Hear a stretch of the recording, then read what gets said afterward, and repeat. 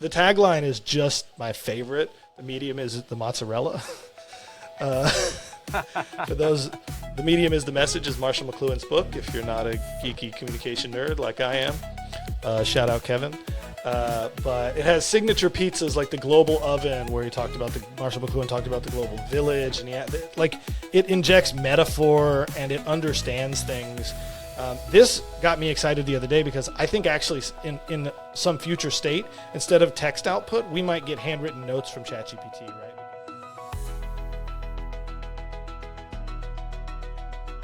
Hello and welcome to Not Replaced Yet, the show that keeps you informed and inspired about all things AI and automation. My name is Nick Bushkar, and I'm here with my brother Jesse. Jesse, say hello to all the fine folks out there and tell them what today's show's about. Hello to all the fine folks out there and tell them what today's show's about. I don't know if that's funny. We could take that out. Hey, everybody. Thanks for tuning in. Today we are going to evolve our format a bit. Nick and I have been kind of workshopping and, just trying stuff, throwing stuff against the wall, very lean startup-esque. And so we're going to lean into the informative side today and kind of see what the response is. Informative being that, there's a billion things that happen every week. This week is like the most billion compared to last week. And guess what next week's going to bring? And so we're going to hopefully distill down, at least from our perspective, a couple things each that we came across in our work and our searching and discovery. And we're going to, distill them down for you so that you don't have to sift through the millions of things. So, Nick, did I get the vision correct there? I think that's right. That's the goal, at least. And so the first thing that we're going to do is I've compiled a giant list of what I'm calling the non-exhaustive, exhausting list of news. And so I'm going to run through that really quickly here. I do want to caveat it before you do. Nick's going to go information overload. It's not to overwhelm the audience. It's to show you how much is happening, just to put a fine point on it. And stay tuned because we're going to give you the high points, the highlights. So anyway, go ahead, Nick. Run through the exhaustingly exhaustive list. Exactly. Non-exhaustive list. Non-exhaustive. Here we go. Runway introduced Gen 4 of their image-to-video model. Dartmouth announced their AI therapy chatbot Therabot led to clinically significant improvements in patients. Meta intern Kongwei led the release of MoCA, which stands for Towards Movie-Grade Talking Character Synthesis, a cutting-edge speech and text-to-video model. ByteDance released Dream Actor M1, another bleeding-edge image and video-to-video model specifically designed for character styles. Krea.ai launched Video Restyle, which changes the style of any video, which is basically the same thing as the last two. Tinder released The Game, allowing people to practice their flirting with AI. Midjourney V7 dropped. OpenAI released Paperbench, a benchmarking system for AI agents. Isomorphic Labs, a part of Alphabet, who is focused on AI drug discovery, announced $600 million in external funding. Isomorphic is led by CEO Demis Hassabis, who is also the co-founder and CEO of DeepMind. Lindy.ai dropped Agent Swarms, which allows AI agents to duplicate themselves hundreds of times for individual tasks. GenSpark released Super Agent, which they call an ultimate AI assistant that truly autonomously thinks, plans, acts, and uses tools to handle all your everyday tasks. A copyright lawsuit has been combined from California to an ongoing lawsuit in New York over AI training data from books used by OpenAI and Microsoft, which includes authors like John Grisham and Ta-Nehisi Coates. An ArcSight paper dropped showing LLMs have passed the Turing test. The new Canadian Prime Minister, Mark Carney, says AI is taking jobs and basic income is the answer. And Sam Altman announced full O3 and O4 mini models in a couple of weeks. Whew. Is that it? That was it. And that's not everything. No, and that's not it. I always just think of Product Hunt as the repository of infinity when it comes to this. Is like, you want to see what the latest and greatest niche tool is or something, shoot over there. I wonder if they have a curation feature. But no, that's great. And I saw some of those, and some of those are things that I had no idea about. And I probably, if I made that same list, would have a bunch that you wouldn't have seen. And so, it takes a village. It's crazy. It's crazy how much is going on. Absolutely. To that point, I know we wanted to jump in and actually go into detail about some of those things, and I think some of the things that you want to talk through were on that list. What do you have your eyes on this week that you want to take the people through? Yeah, definitely. We did a live last week. We're broadcasting live on YouTube right now and looking to expand to the other channels. We're doing it every weekday right now, right around 4 p.m. So if you're watching this, join us on YouTube. If you're a subscriber, you should get notified. But we dug into this last week a little bit on live. Some of the creative video tools that are out there. Chat GPT is usually my go-to, with Claude as a second place in terms of like text inputs and outputs.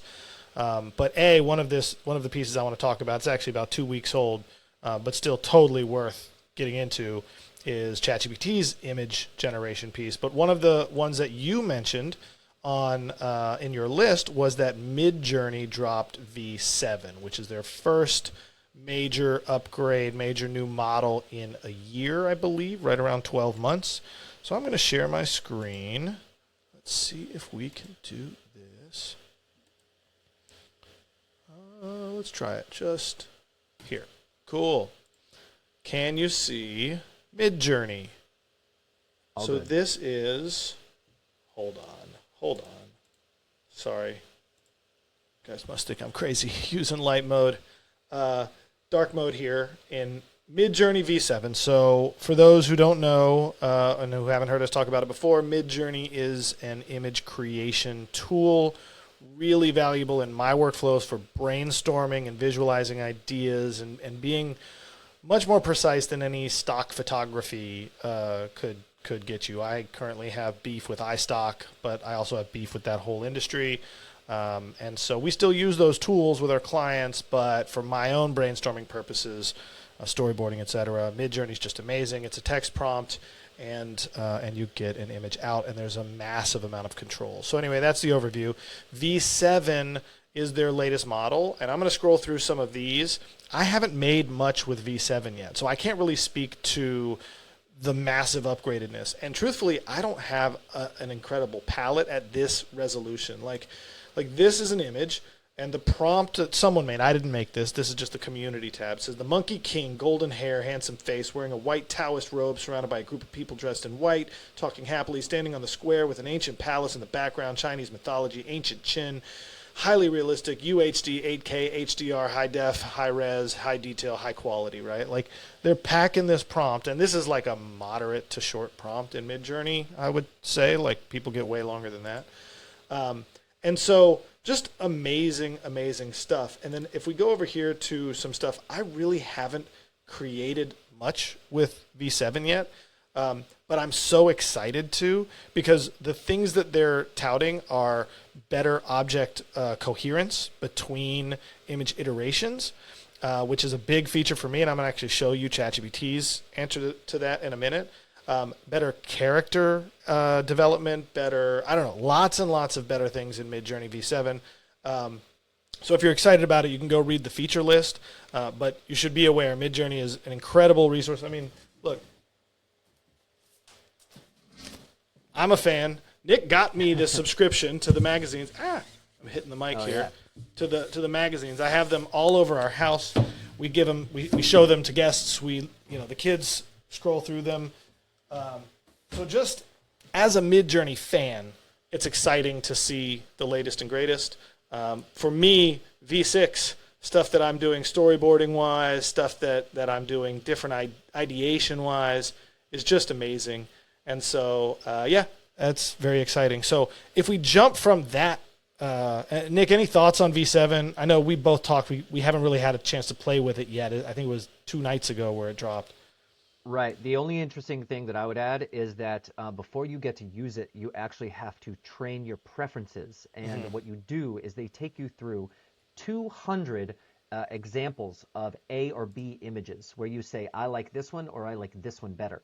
And it helps them understand what you prefer better in your image outputs. And so they have some claim that some high percentage of people like their output better on this trained model, but it's actually mandatory now. And so I thought that was an interesting update. And it was kind of fun to just sort of sit there and say, okay, I like this, I like that, I like this, I like that. And yeah, that's but no, I haven't used it much because then I spent this morning, doing that training, and Yeah, then I'm excited to use it. yeah. One of the things they tout, and we'll look at what I think is still better, is better text generation. If you followed this for a while, you know that text, accurate, syntactically, spelling wise, just kind of coherence to the prompt has been a challenge. But anyway, Midjourney Yeah. version 7. I'm going to jump over and I'm going to show you a picture of a pizza that I made. So we're going to go into ChatGPT's image generation. This is a shishito roulette pizza. So 1 in 10 of these peppers are very spicy, and this was something I made a week and a half ago, and it will make sense in the little story I'm about to tell here. ChatGPT, and you've probably seen an influx of these images, even if you didn't know where they were coming from, launched an upgraded image generation feature directly inside of their 4.0 model, and also improved the 4.0 model's intelligence greatly. Actually beats 4.5 on a lot of benchmarks, which is really interesting and confusing.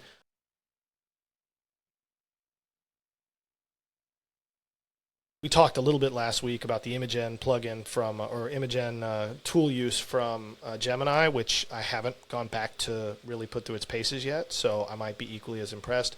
But the internet was kind of broken with all of the ChatGPT images. They lowered their threshold for safety, so you can do famous people references and things like that, which opens up a world of fun.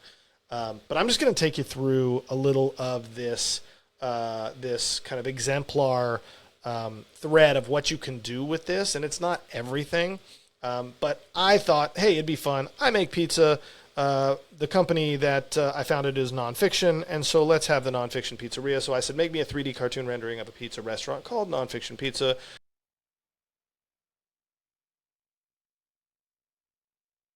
Is perfect, really nice. Not just one section of text. This is 2 words up here, and then we also have pizza down here as accurately spelled. I didn't give it any of the details here, just kind of imagined this into existence.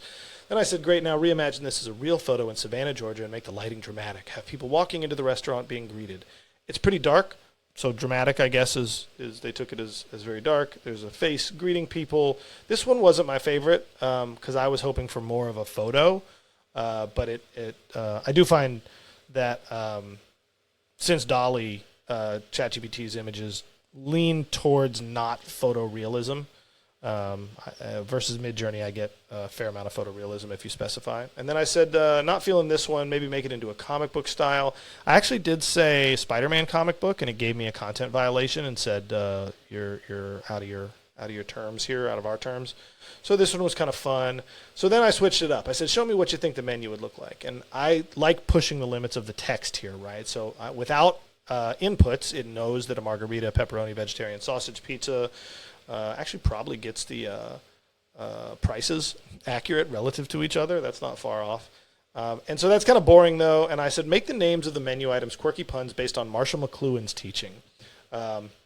Just trying to throw out some curveballs. And it gave me like menu things. I didn't really read these because I wanted the image. So I said, sure, update that. Update the menu with some of these. And the tagline is just my favorite. The medium is the mozzarella. For those, the medium is the message is Marshall McLuhan's book. If you're not a geeky communication nerd like I am, shout out Kevin. But it has signature pizzas like the Global Oven, where Marshall McLuhan talked about the Global Village, and it injects metaphor and it understands things. This got me excited the other day because I think actually in some future state, instead of text output, we might get handwritten notes from ChatGPT, right? Because it can still articulate the depth of thought through image generation. And so you might choose to get your interaction through, rendered bitmap, not actually plain text. But Question for you: are there any mistakes you see there? I do see the electric yesel. Is that a mistake, or that's probably a mistake. I didn't Google that one. I don't know what the reference is. The tetrad tonic was one I actually did look up because I wasn't familiar with that, and I was like, is that wrong? Because like mass media, that's very Marshall McLuhan. The Gutenberg press here, the medium is the margarita, a little duplicative here, whatever. Mass media Caesar, but the tetrad tonic, I was like, what the hell is a tetrad? And so a tetrad in music theory, do you know this? I got to ask my daughter if she knows a tetrad in music. A tetrad is like I think of it as a set of four, right? I think Yep. of it in music theory. I more think of it as a triad because that's usually what you would talk about. But the tetrad would be a series of four, and a tonic is the one, is the root of whatever set you're in. Yeah. Marshall McLuhan, famous cross-discipline thinker. So I don't know his experience with music, but that's what came up when I first Googled it was the music theory, set of four notes. A tetrad of media effects. This is the Wikipedia article. It actually gives this framework, and maybe I can zoom in. Let's see if it'll let me here. Where you put the medium in the middle. So let's say social media is the medium, but we could do this with AI. I actually think this is a future episode. Social media, and then it asks four questions simultaneously. It says, what does the medium enhance? What does the medium make obsolete? What does the medium retrieve that had been obsolete earlier? And what does the medium reverse or flip into when pushed to the extremes? So social media, for example, what does the medium enhance? It enhances connectivity between people, right? You break down barriers and distances, et cetera, right? What does the medium make obsolete? Well, it makes, at a risk, it makes in-person communication obsolete. Like, that's an interesting downside to something. What does the medium retrieve that had been obsolesced earlier? I would say it makes, discovery, right? Rekindling friendships and discovering new relationships. Like, I always talk to boring adults like me who are like, how do you make friends? Or, if you have a single friend who's 40, where do you meet people? I think social media, grants that or reintroduces that. And anyway, that wasn't the point of this whole thing, other than I am smarter because I am curious, because I am using these tools and I learn something about that. And that stuff I geek out on all the time. So I was just very enriched when I got to this and I was like, what the hell's a tetrad? OMG. You and I have that, these random rabbit holes that will go down. Yeah. And I see exactly where you're going, and I agree. That's a cool path. That's not like what you would expect from just using ChatGPT to create an image. I'm just goofing off making a pizza menu, you know what I mean? Pushing a tool to its limits, but when you have that because I'm giving very sparse prompts, right? I'm just make it a menu, make it a this, right? Yeah. I did go down a couple different rabbit holes that I backed off of because they weren't very productive and I didn't want to do this. And so I deleted a few things in here, but here's one. Can you create a vibrant illustration for the menu's front cover? That was pretty sweet, as a one shot. And then I said, make a photo of a family ordering inside the restaurant holding these menus, because the holding of the asset was one of the examples. Can you zoom in up? Can you make it bigger? It's rough, man. It's bad stock photography, right?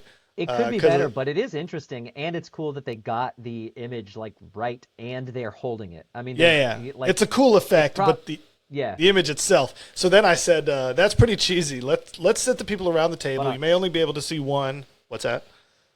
You call it cheesy. Exactly. Let's sit the people around the table. You may only be able to see one menu based on the perspective, and let's make it more realistic and not a bunch of smiling stock photo faces. This one was really bad.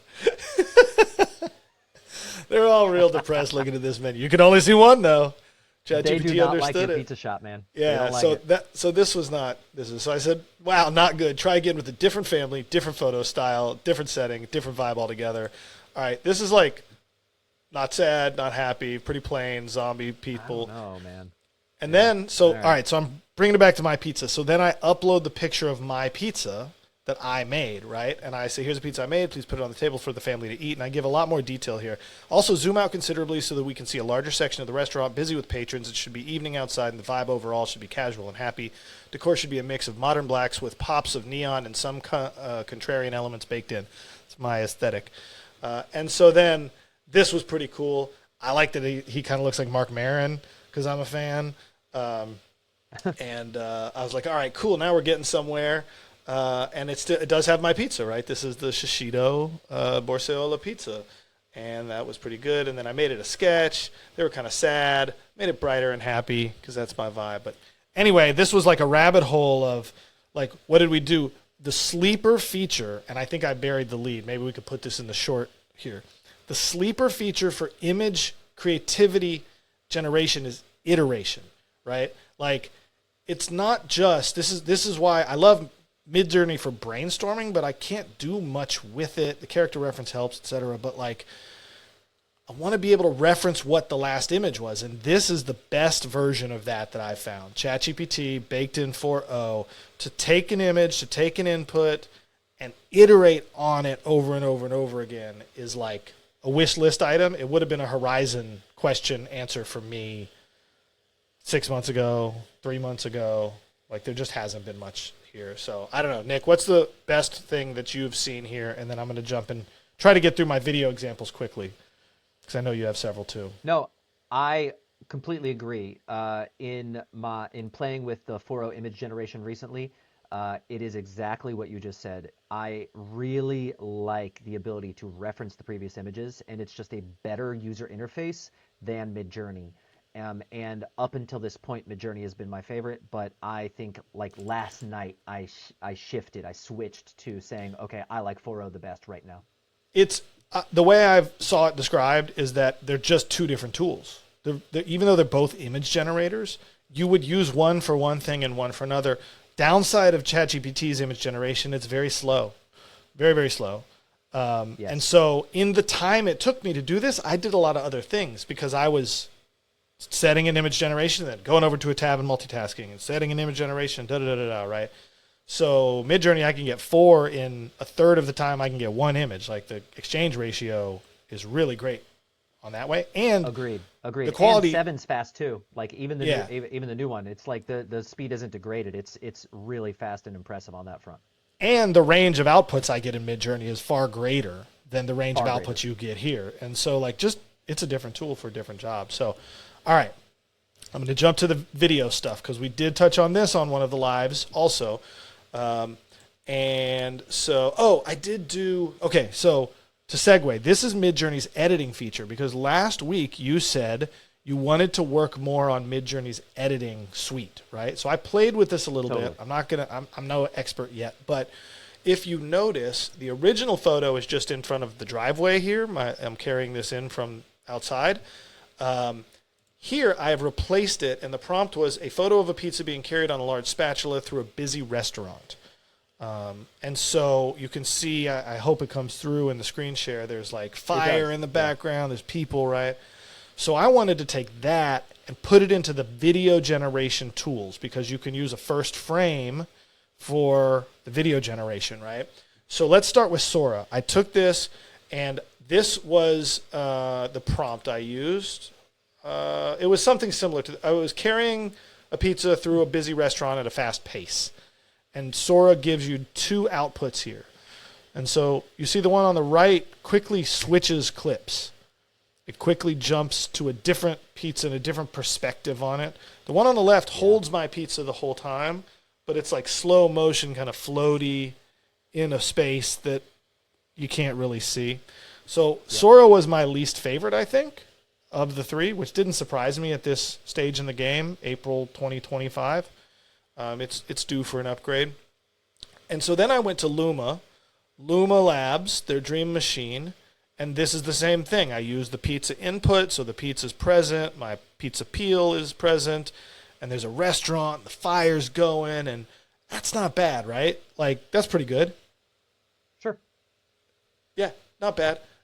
Runway V4, which you mentioned in one of your long list items, was by far the best. So the prompt is a pizza being carried through a busy, bustling, and dynamic restaurant at a fast pace. I use that same prompt for these guys, no fast pace. This thing, no fast pace. Here's what happens here with Runway. And let's see if I can full screen it.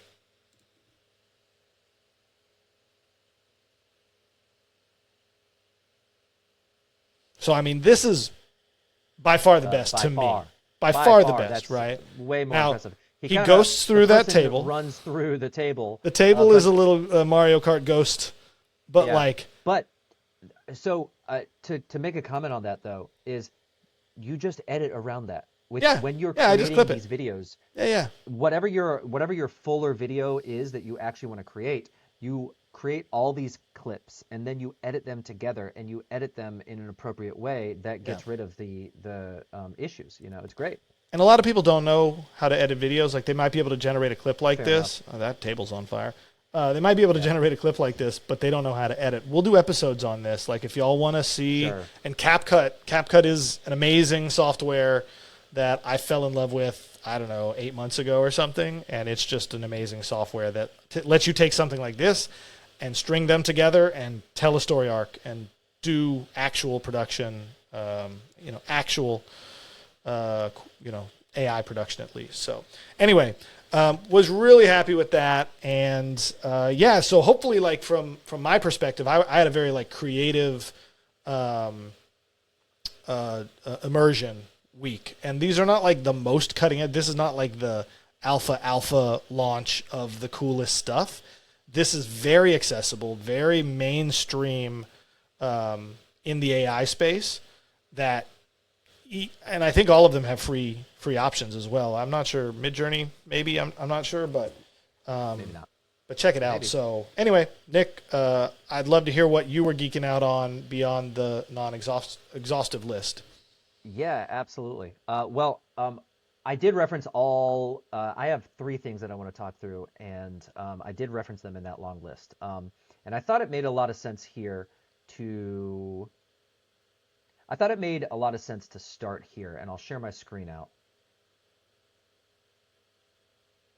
And it's this arXiv paper that was dropped, and it is large language models pass the Turing test. And of course, the Turing test has been this sort of like long-standing metric. Like for the longest time, it's been viewed as the metric. Like when will AI be AI? It's when it passes the Turing test, right? Which I believe Alan Turing thought would be passed in the 50s. I believe. Fair enough. And so just to read a little bit of this, what they did was it says, we evaluated 4 systems, ELIZA, GPT-4o, Llama 3.1, and GPT-4.5 in 2 randomized, controlled, and pre-registered Turing tests on independent populations. Participants had 5-minute conversations simultaneously with another human participant and one of these systems before judging which conversational partner they thought was human. When prompted to adopt a human-like persona, GPT-4.5 was judged to be the human 73% of the time, significantly more than than interrogators selected the real human participant. Llama 3.1 was judged to be the human 56%, and then the other 2 were at 23 and 21%, right? And so the keynote thing here is the results constitute the first empirical evidence that any artificial system passes a standard 3-party Turing test. The results have implications for debates about what kind of intelligence is exhibited by LLMs and the social and economic impacts these systems are likely to have. And so I think it's an interesting way to sort of level set where we are in this space right now. And so it's also really interesting to me that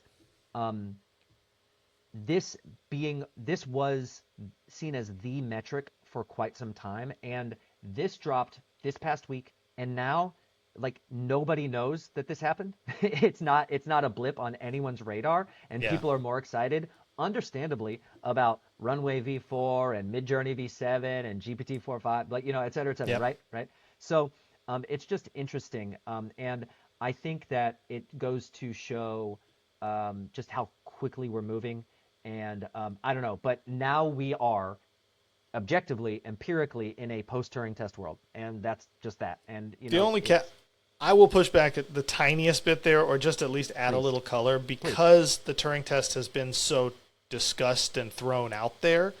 I think this is like the best version I've seen of trying to do it double-blind, controlled, like all of this, right? So I'm not poo-pooing this study, and I agree with you. It marks a milestone, and it's interesting that nobody cares, but or at least the press doesn't care. But I will say that like a lot of people thought that we had already passed it through observation, right? Yeah. And there are people who have higher bars than the original Turing test that they say are the thing.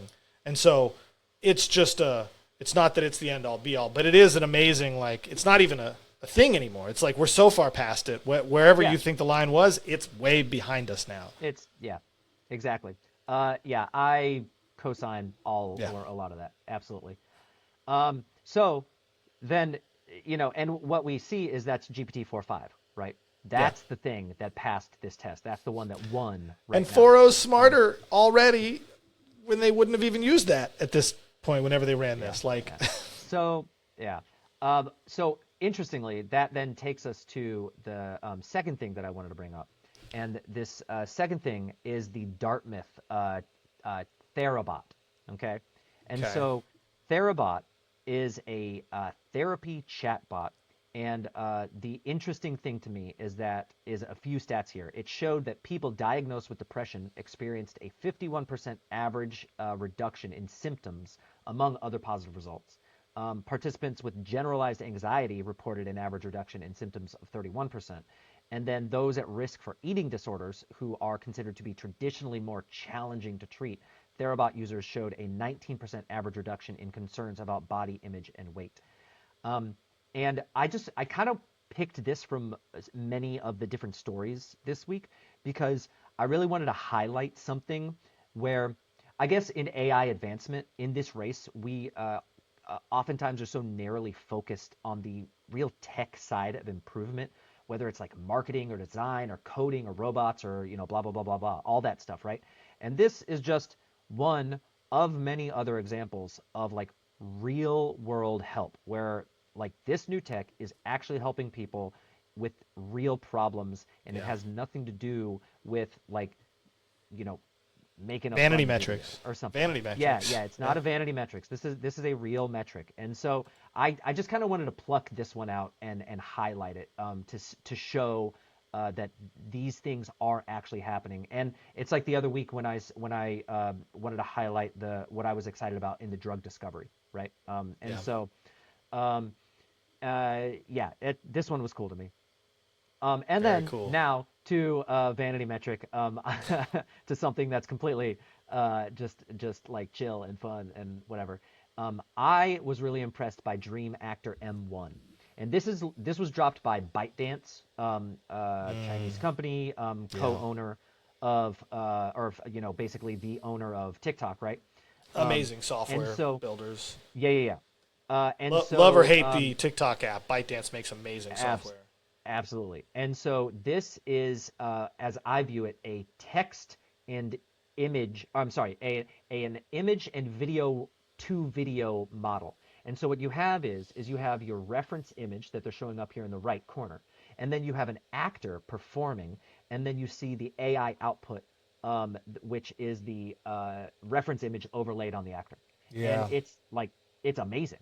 That's It's so amazing. cool. And it's so cool, and you can just go through and I can't share the audio right now, but you hear what the actor is saying. And if you watch it, there are small imperfections. There's little AI artifacts or whatever you might call them, but it just really is so amazing. And I mean, you have Marilyn Monroe here, and then you have an actress in the top left, and it's pretty wild. So you know where that takes me? Not to And cut in. well, I wanted to show this off too, like the idea of the like different styles. Like look at this, like the Muppet style, the foam style, the anime style. Wait, there's a reference image. I need a real person in there, otherwise it looks like the puppet's trying to look like a puppet. Exactly. And so Yeah.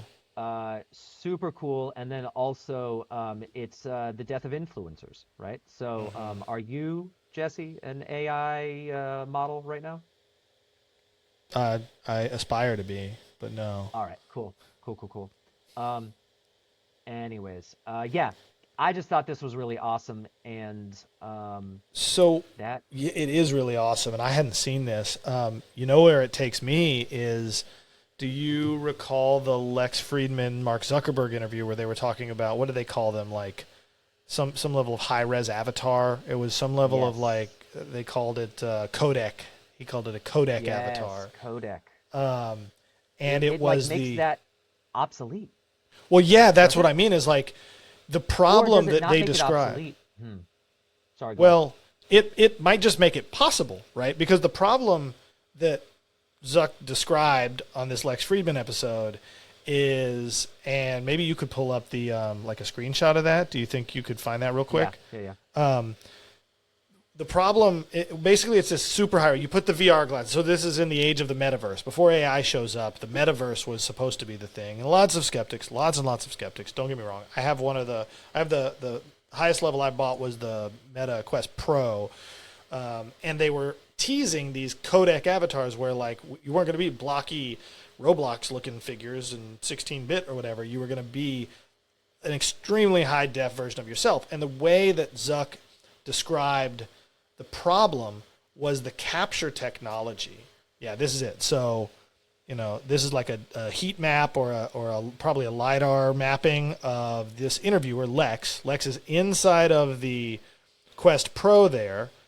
And then the software gets this super hypercolor body glove looking image. And this is them seeing each other inside of the Quest. And so it looks like a real person is the idea now, the experience of that inside the glasses. But Lex is a pretty transparent dude emotionally, and he was floored. And so Zuck describes the challenge of this with the capture technology. It's some like $10 million array of cameras that you have to go and spend a full day. It's like a full day in their lab in Cambridge, Massachusetts, if I remember the story right. And that's what it took to like capture himself and Lex Friedman and in this high def to achieve this. And then the transmission, he said, wasn't all that problematic. But like that AI stuff is happening with no capture. Like that's just creating it. That's you could just achieve this now, it feels like. If the problem wasn't the transmission and the processing to make that live. Holy moly. Yeah. That's exciting. Very exciting. Well, so I think that covers everything that we wanted to run down as far as weekly news. And so I wanted to shoot it over to you. Do you have your weekly light bulb or horizon moment? Yeah, the light bulb or horizon moment. If you're just joining us, it's a question we try to end each episode with around either a light bulb that's gone off that kind of signals a paradigm shift in this idea that there's a lot of light bulbs to be had out there, or a horizon moment is what are you excited about that's just on the horizon, very realistically just on the horizon. I'm going to pick horizon. This is an easy one, and I'll probably pick it a lot because I'm so excited. I'm so excited for the improved home assistance, and Alexa Plus doesn't do it for me, and I don't know that Google's does, although Gemini 2.5 is supposedly worth trying out. But like, I mean, I was a smart home geek early and often. Like I've got the Google Homes all throughout. I want to do automation with the house. I got lights on timers. I got cameras I can access. I got thermostats and doorbells and whatnots and who's it's galore. But if I could actually have an intelligible conversation with these things and these systems, like I can with the modern AI stack, that is so cool. And I've always liked the idea that like treat the home as part of the family. Like I've thought about that as like how we live as a family, and like the home is kind of like part of the family, and that's the intelligence waking up. The house is like waking up, and these interfaces are right there. And so I'm very excited about that. Not so excited to like order toothpaste from Amazon via a smarter, more polite assistant. That use case is kind of falls flat for me, but the actual interaction with your space is very possible, very probable in like months or like any day now. There could be something really exciting on that front. So I'm very excited there. How about you? Light bulb or horizon this week? All right, this week I am going with horizon. And to me, this has been a week of amazing advancement in the AI video space. So we have Runway V4, Mocha from Meta, Kriya Restyle, the ByteDance Dream Actor M1, which I just showed off, right? And then there are more things, and they are all just so impressive. Hydra. And yes, exactly. And so for me, every time there is an improvement, and I'm kind of looking at these as just a grouping of the improvement, the moving forward in this space. Yeah. I think the right thing to do is then to try and see the next step, to see where the ball is going, because now they've succeeded here, and all of them are all working for the next step and the next step. And so it just gets me excited about the future. And so while I definitely do have a pessimistic take about the advancement of this space, I am excited for the advancement in AI video in general. Yeah. I hear you. Like downsides exist, no doubt. Like, and it's going to be rocky, and hopefully we can help, or at least, attempt to be helpful in any of the ways that come up. In the video space, people are running 4-minute miles every week, right? Like the whole thing is like, oh, it was impossible until I saw it was possible. And the video space and everyone in this AI space is doing exactly that. They're like, oh, you run a 4-minute mile. Guess what? Now we can too. And now we've got a new one, new goal, new bar set, right? Almost like The Right Stuff from Tom Wolfe, where the pilots were like faster and higher and faster and higher, and people were dying. And that's probably an overly dramatic Good book. analogy, but yeah, good book. Awesome. To that point, I know we usually end on the Horizon question, but I just think I want to share one interesting thought that I had. I went down a little thread with ChatGPT just before this because I was doing all my image gen prep. Okay, so let's say it takes a minute for ChatGPT to render an image, right? 1 minute to render one of those images that we saw. Okay, then that means there's a calculation for how much computational improvement, and that's not like a real precise metric, how much better these systems need to get to render 30 frames a second, right? You can actually get to the point where real-time images are generated that are 30 frames a second, meaning you have full real-time video, probabilistic video creation. That just blows my mind. The estimate that ChatGPT gave was roughly 6 years from now, given the improvements in compute that we've gotten to.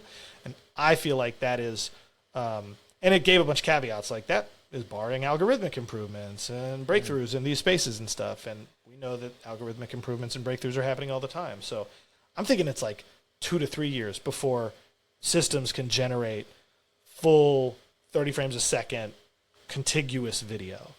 And so anyway, that wasn't a Horizon moment, but just on the back of what you're talking about, what the next breakthroughs are and what's possible, just outrageous. Well, I mean, on that point, sorry, just to extend it slightly more. I mean, have you seen the video game creation where actually, hold on, we'll cut this down. I want to find it real quick. What's the generic word for image creation? Like, or it expands the world. Like you give it an image and it creates it out. Outpainting? Outpainting. It makes me think of this. It was a Google project called Game Engine, right? And I'll share my screen out here, where it was a diffusion model, where these are real-time recordings of people playing the game Doom simulated entirely by a neural model. And so every image, every frame is actually being like created in real time, to your point. And so this is already underway, what you're talking about. And of course, this is not the GPT image creation-ification of it, but we're there, right? And it's only going to get better. Well, I mean, this was a while ago. I mean, when was this news? I do remember this. A while. September of 24. I was thinking like 2 years ago. That's crazy. Yeah, a while, long while. Chris and I used to play Doom a lot on his old computer, so that takes me back. Oh, sure. And Wolfenstein. Awesome. All right, well, it's been a full week. Here comes another one. And everybody, if you are watching, please drop some likes and comments and all those buttons. They're very helpful, especially at this early stage. Any feedback is great. If you don't want us to talk so long, stick with us. We're A/B testing. So thanks for watching. Nick, any last words? Come back next week. Awesome. See you next week. Take care.